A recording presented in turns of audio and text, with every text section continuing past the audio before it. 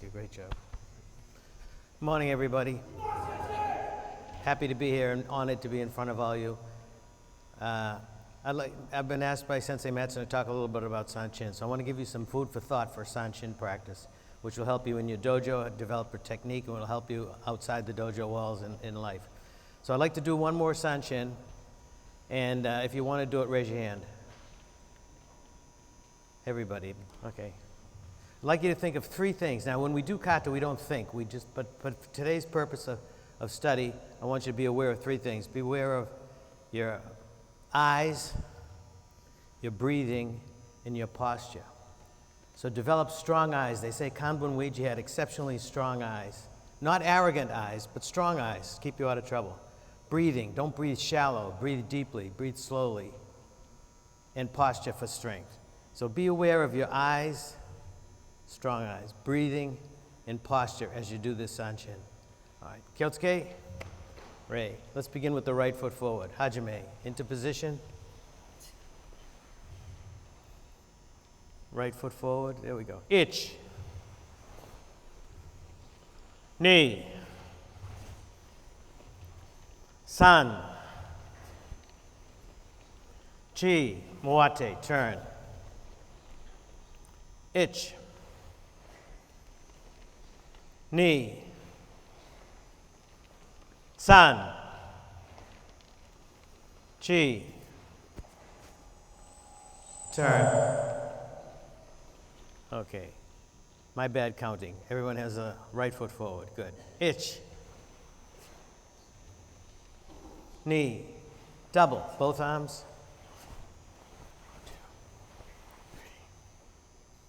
Ich. Wa uki. 1, 2, 3, 4. Ni. San. Chi. Closed gate position. Hai. Rei. Nicely done. Half hard, half soft. You all know that. Softness will always overcome in time the hardness, you know. This is your ego trying to burst out, trying to show off, trying to be great. This is the clamp taking you under control, your higher self under control. So eyes, breathing, posture. There are three states of mind that we practice and develop when we do Sanchin, and they will stand by you out in the street for sure. The first is Mushin. You have no preconceived thought, no prejudice. So by doing Sanchin, we develop Mushin, a clear mind. Secondly, we develop Fudoshin, which is impeccable, unbreakable focus. Once you begin a task, your focus is laser beam sharp. And the third concept is Zanchin, which means lingering mind. So even if you're finished in activity, dispatched an opponent, or whatever, you're still totally aware. So when we do Sanchin correctly, we develop Mushin, the ability not to be prejudiced, the ability to accept things as they are. Fudoshin, once we start, we have laser beam focus, unbreakable focus. And Zanchin, lingering mind, so that you're totally aware of your surroundings. So first step, we have eyes, breathing, posture. Now we have Mushin, Fudoshin, and Zanchin, state of mind. And we develop these in doing your kata.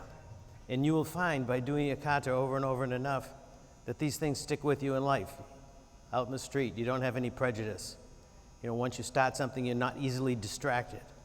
And you're totally aware of your surroundings. So let's do another Sanchin. We'll begin with the right foot. And subliminally, subconsciously be thinking of those three things. Right foot forward, into position. Yeah. So no preconceived thought. You're just doing it. You're in the moment.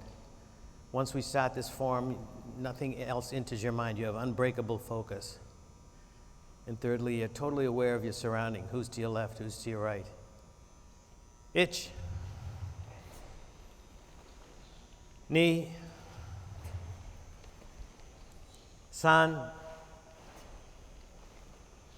Chi. Turn. Ich. Ni. San. Chi. Muate. Turn. Ich. Ni, san, chi, and double arm movements, both together. 1, 2, 3. Stepping off to your left, ich, circle block. Ni, san, chi, back, closed gate position. Keep that ego under control. Half hard, half soft, you're balanced. Hike. Right. Because we all know if you're too hard and you're throwing a technique, it'll never get there. It'll be ineffective. If you're too soft, you'll hit someone 5 times and never affect them. So we want to have the proper balance of hard and soft. Just let's review one. Put your left foot forward. Let's do a circle block just once. We have a few students here who are not used to practicing this way. So we make a circle over the front foot. The hand that makes the circle goes to the hip. Other hand right back against the pectoral muscle, the chest, right? We thrust straight out. And then just relax the arms, bring the elbows in. Let's do it again. 1. Hand that makes the circle goes to the hip. 2. Straight out. 3. Yes. 4. One last time. 1. Circle in front of your body. 2. 3.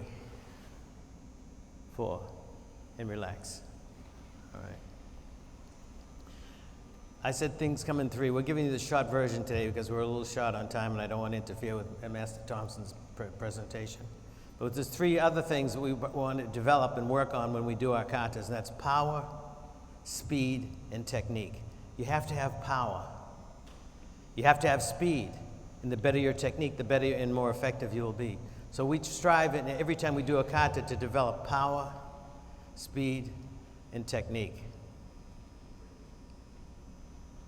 Let's do the second kata, Kenshiwa. We'll just do it one time, and let's do it with your perfect form, as perfect as you can, as technically correct as you can do it. Kyotsuke, Rei. Hands up. All right, so what we're looking for is technique. Technique. Perfect technique. Ich. Ni. San. Chi. Step, block, side kick. Watching the wind-ups on those blocks. Go. Roku, just down and block. Stay centered. And now we all count a little differently. Elbow, back fist. Hike. Turn. Sliding step. Ich. Ni. Waoki. San. Chi. Go. Roku. Sich. Hach. Ku, position of attention. Ju. All right, so I said 3 things: power, speed, and technique. Technique is important, and it's important to have excellent technique. And by doing excellent technique, you're better able to defend yourself. But more importantly, what you learn by trying to perfect your technique is, how's my perseverance? How's my stick-to-itiveness? How's my belief in myself to do something? So that's very important that we realize that it's good for practical self-defense, and it's also good for everyday activity. You don't want to think about your technique when you're functioning, you know. So now I'd like you to do one Kenshiwa, no form corrections, just be natural, and that's how it's going. You can't defend yourself and be thinking of what you're doing. It just happens. So do one more Kenshiwa and just be expressive. Be an artist. Be uniquely you. I think it was Da Vinci who said, learn the rules like a pro so you can break them like an artist. And each one of you is an artist. And if you're 6'6", your kata is going to be different than someone who's 4'6". So we develop the technique, perfect the technique, to throw the technique out the window and just be ourselves. It's kind of interesting, Terry, huh? That's kind of. So let's do one Kenshiwa and just make it meaningful to you and make it seem like real. Gee, if I really let this punch go, would it be effective? okay? All right, let's do it once. All right, ready? Come on, hands up. Go.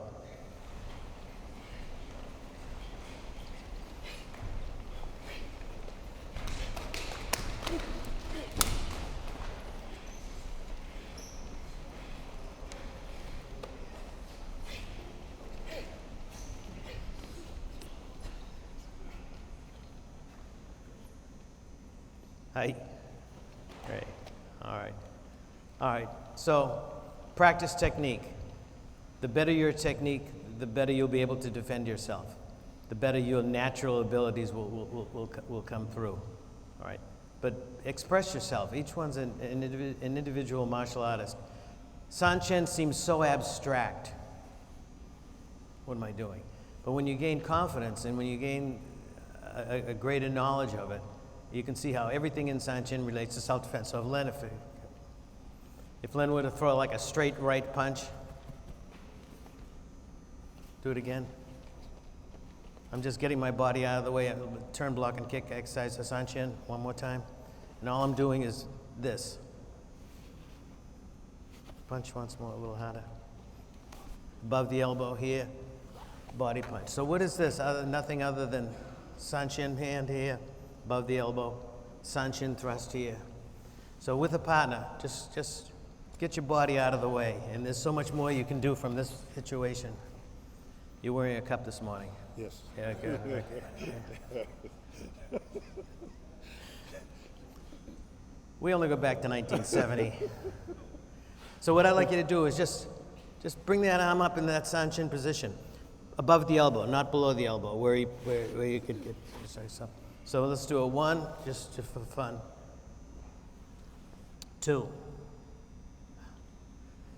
The fancy stuff is great for the movies, for show, but the real self-defense is effective. Now the challenge is I have to have the guts in a real life situation to stay in there and do that rather than, oh my God, rather than do that. And you develop those guts by working hard in the dojo, by working with a partner who's stronger than you learn to overcome. A partner who's faster than you learn to overcome. So challenging yourself in the dojo develops intestinal fortitude, develops guts, so that you're able to not fear situations like that. That takes time, but hopefully it's fun along the journey. So one more time, watch me and Len. Watch Len and me. So do that with a partner. Right straight punch, go ahead. So I want him to think he's gonna hit me. I want him to just suck him right in as deep as I can to finish it off. Now you can do this on both sides, and you can work anything from Sanchin that would pull this armbar. But I don't like that stuff. I like the Uechi effective stuff. Knock me out. All right, good. Get out of here. All right. So, when you perform your kata at your dojo, try and remember eyes, breathing, posture. When you practice your own kata, try and think of Mushin. I have a clear mind. I have no prejudice, no preconceived thought. Fudoshin.